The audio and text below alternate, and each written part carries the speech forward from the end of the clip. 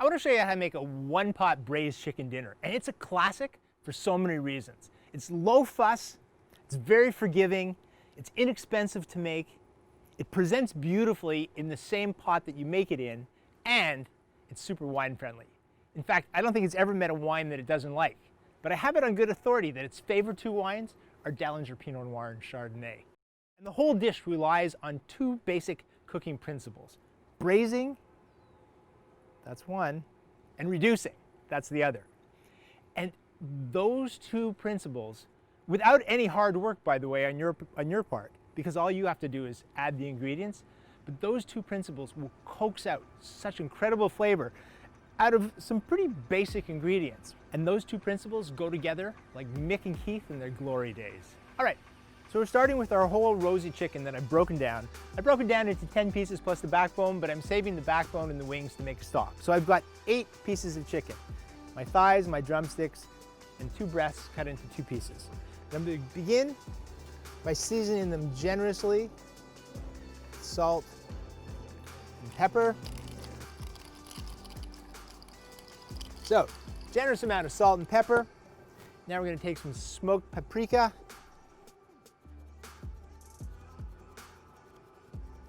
Just like that, very simple.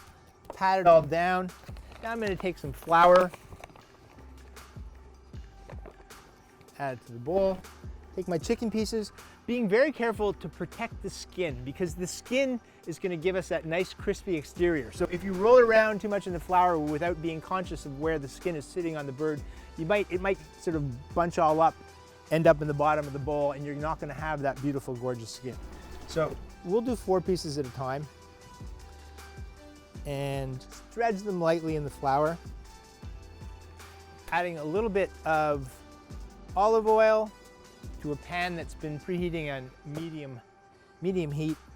And I'm taking my chicken, making sure the skin is on here, and putting it skin side down in the pan. Now I'm going to repeat the same process again with the last 4 pieces of chicken. Again, being sure that the skin is covering the flesh. I'm putting them skin side down in the pan. I feel like you need a little bit more oil in here, or if, like in my situation, your table is on a slant and the oil is all going to one side, just add a little bit more. All right, and now we're going to let the skin side brown for about 7 or 8 minutes until it's just started to get crispy. We're not really intending to cook the chicken here as much as brown the skin. Then after that, we're going to flip it over and add a whole bunch of other ingredients. That was about 8 minutes. Let's see how our chicken's browned up. Oh yeah, look at that. This is giving the skin a head start because you want to have nicely braised chicken meat, but you always want the skin to be nice and crispy. All right, well that was super simple. That was step 1, all done. Now we're gonna add some basic ingredients: carrots, fennel, onion, some garlic.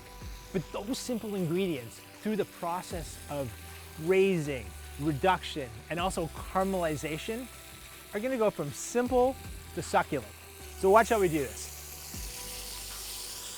Take my pan, move it over here. I'm going to start with red onion. Cut it into quarters. And now I'm just going to nestle this into the pan. A couple of carrots.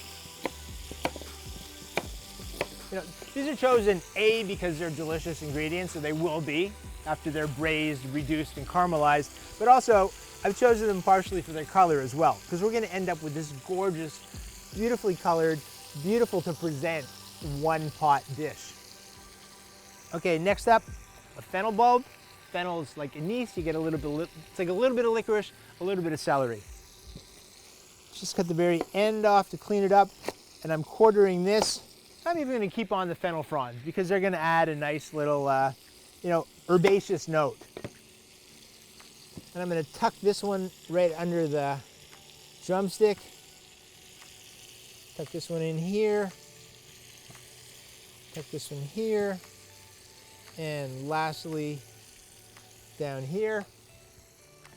I've got a whole head of garlic that I've peeled the cloves from, and I'm adding them like that. Some rosemary, a few lemon slices. They're running away from me.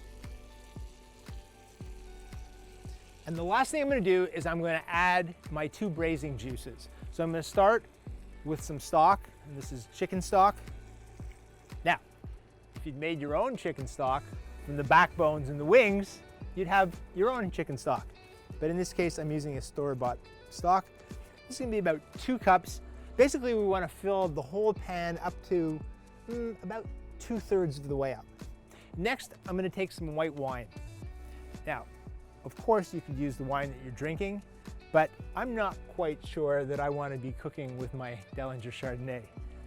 I might, but I might not want to sacrifice a glass. So I got a friend named Chuck, and he makes a pretty inexpensive wine, and I'm going to use that. But you know what? If you didn't have any white wine, you could use red wine. If you didn't have any red wine, you could use some beer, because it's all about, it's the braising, and it's all going to braise down and reduce, and those flavors are going to intermingle in a way that you're not even really going to be able to identify whether it was a white wine or a red wine.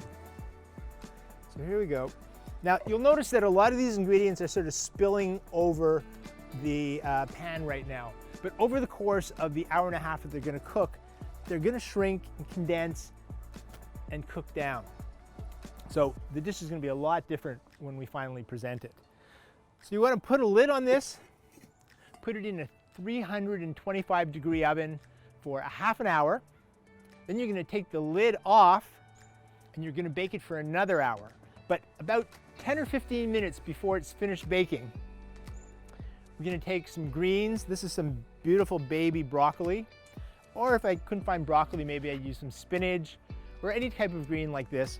And we're going to nestle it in the pan and let it just braise in the juices. But we don't want to overcook this. If we put the greens in right now, they'd come out very gray, and that wouldn't be attractive and it wouldn't be tasty. And here you go. So let's do the math here. We had 1 beautiful sustainably raised chicken, 1 gorgeous bottle of Pinot Noir, about 15 minutes of active cooking time, and not very difficult at that, 90 minutes of braising, and that's what we end up with, a gorgeous braised 1-pot chicken dinner. Now, one last little tip. I love to present it exactly like this. I'd like to just drop this on a table, either with the trivet underneath it, as I have here, or even simply a dish towel underneath it. And then the last thing you want to do is fold up a dish towel and drop it over the handle, because the pot is hot and you don't want any of your dinner guests or family to grab the handle and singe their hand, as I have done many times before. So that's it. I hope you enjoyed this. I really appreciate you spending some time with me. Happy cooking, happy drinking, and I hope you all stay safe.